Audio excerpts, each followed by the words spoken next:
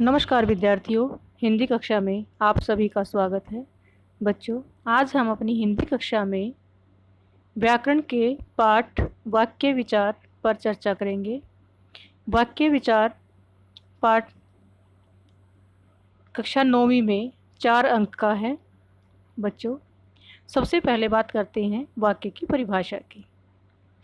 भाषा की मुख्य इकाई को वाक्य कहते हैं, जिससे किसी भाव को पूर्ण रूप से व्यक्त किया जा सकता है।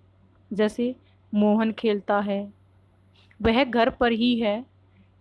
तो इस प्रकार जो बात मैं कहना चाहती हूँ वह बात सामने वाला समझ रहा है, तो मेरा वाक्य स्पष्ट है, सार्थक है।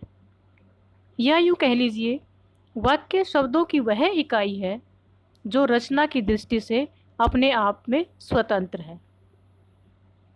अर्थात भाषा की मुख्य इकाई को वाक्य कहते हैं, जिसमें किसी भाव को पूर्ण रूप से व्यक्त किया जा सकता है। जैसे मोहन खेलता है, वह घर पर है। वाक्य शब्दों की वह इकाई है जो रचना की दृष्टि से अपने आप में स्वतंत्र है।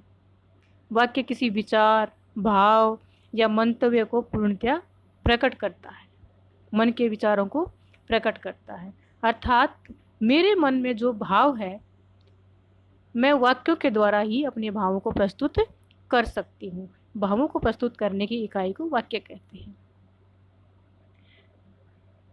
तो इस प्रकार वास्तव में वाक्य एक ऐसा सार्थक विचार है, एक ऐसे पदों का समूह है जिसके द्वारा हम अपने मन की बात को व्यक्त कर सकते हैं। जैसे रमेश 8वीं कक्षा में पढ़ता है।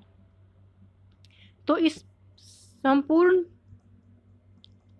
पाठ से हमें पता चलता है कि भाषा वह इकाई है जिससे हम अपने मन के विचारों को व्यक्त कर सकते हैं, अपने मन की बात दूसरों के सामने रख सकते हैं और दूसरों की बातों को हम समझ सकते हैं।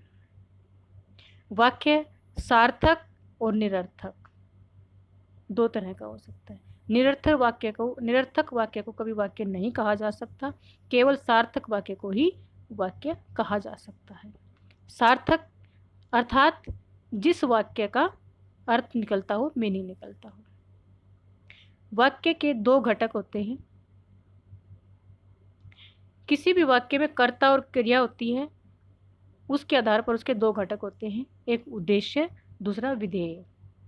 उद्देश्य जिसमें वाक्य के बारे में कुछ कहा जाए, कर्ता के बारे में, और विधेय वाक्य में कर्ता के बारे में जो कहा जाए वह विधेय होता है।